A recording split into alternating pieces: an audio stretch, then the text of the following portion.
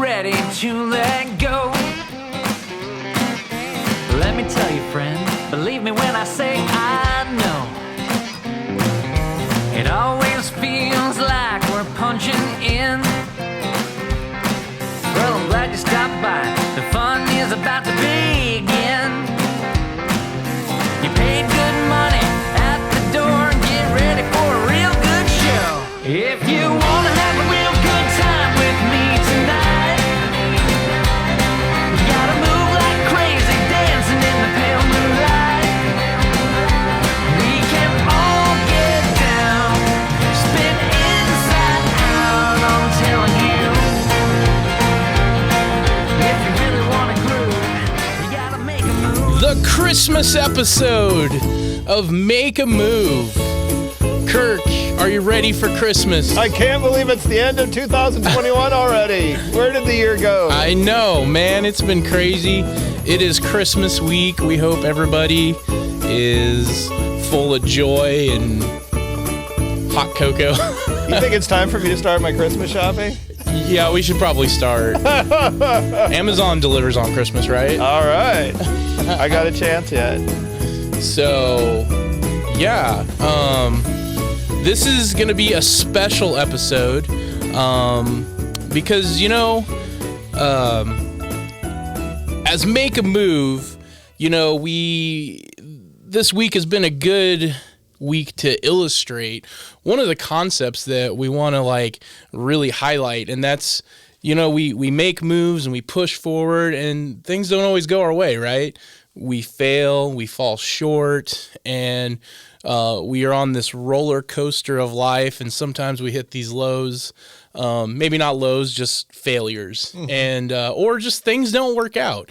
For example, this episode, we had 2 to 3 potential, this person's going to be the next one, and obviously with the Christmas season, the holiday season, things are busy, and everybody's schedule, whether it was ours or theirs, we couldn't get it in. And so it's I'm thinking, Kirk, it's this is last week. I'm thinking, dude, we don't have anything for Wednesday. We drop on Wednesday.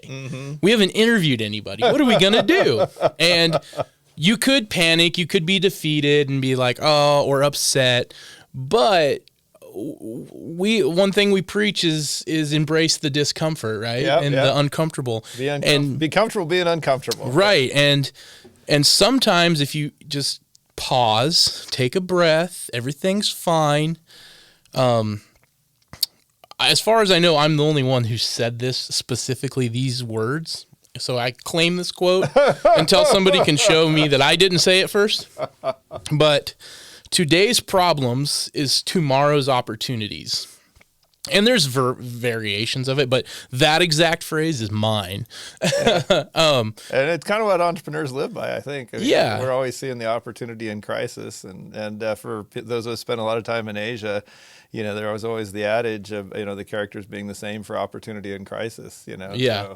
Because it's very true. Exactly. And so I was thinking, and I was like, we don't necessarily have to interview anybody this week. And, if all we do is interview and interview and interview, what good is that if we never pause and talk about the past episode? Yeah, and take time to reflect. So I thought, hey, Kirk, what we could do is maybe we just do a short, condensed reflection and talk about things that we've covered.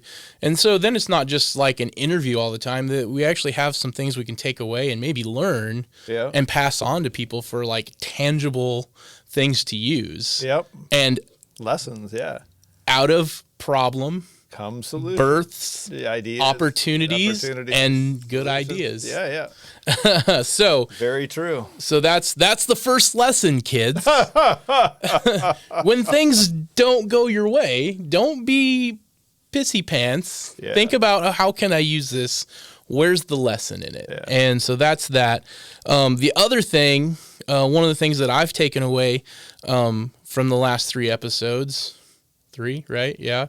There's episode 0's multiple, but something that Kirk has said throughout several, if not all of them, is you don't have to quit your job.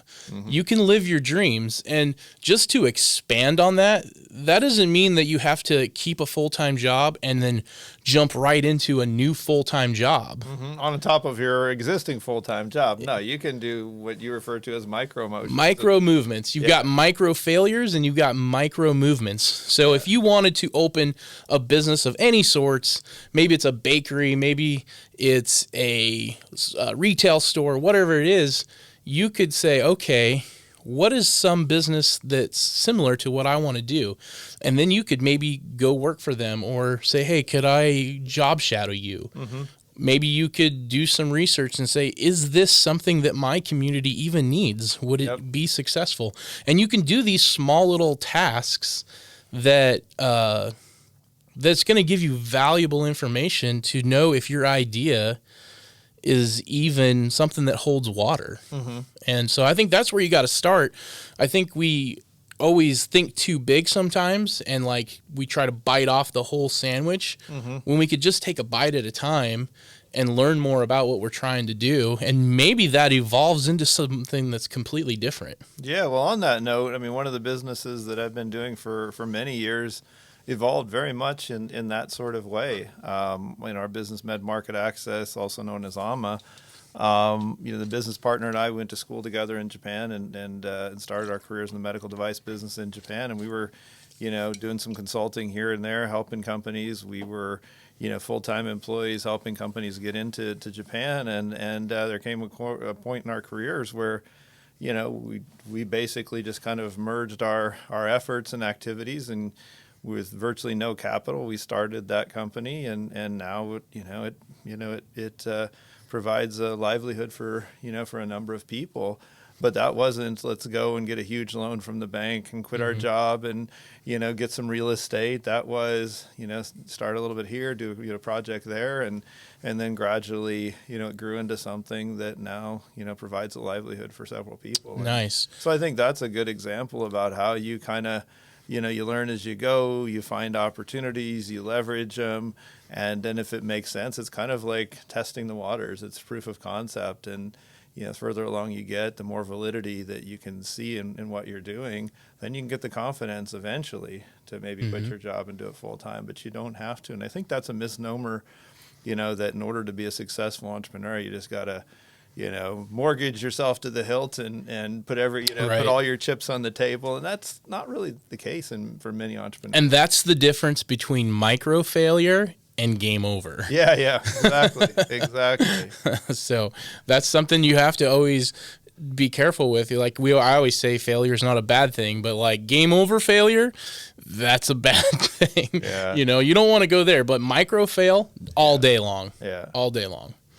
And I think that's one of the advantages of operating in the in the Midwest and in the lower cost base here in Nebraska is that failures aren't as catastrophic because your burn rate for the same activities is a fraction of what it is on the coast. And I think that's an advantage for any kind of business that we do out here over the kinds of things I did on the coast.